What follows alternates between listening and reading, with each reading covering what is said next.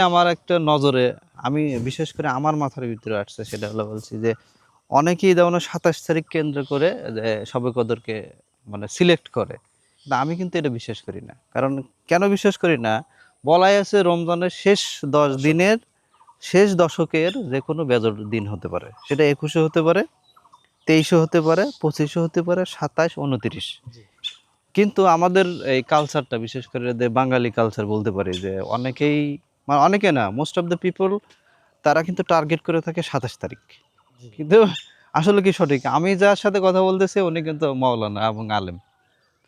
উনি আমার চেয়ে he is better than me about this matter. কিন্তু বাট আমি সাধারণ মানুষ হিসেবে এইটুকু বলতে পারি যে আসলে ২৭ তারিখ কেন্দ্রিক না হয়ে ওই শেষ দশকের ১ম বেদরের থেকে শুরু করা উচিত নাকি? জি, জি। এইজন্যই তো আ রাসূল সাল্লাল্লাহু আলাইহি ওয়াসাল্লাম বলছে যে তোমরা ইতিকাফে বসো। ইতেকাপ অবশ্য ইতিকাফে বসলে এই রাত্রগুলোকে মানে সবচেয়ে ভালোভাবে অনুসন্ধান আ করা যায়।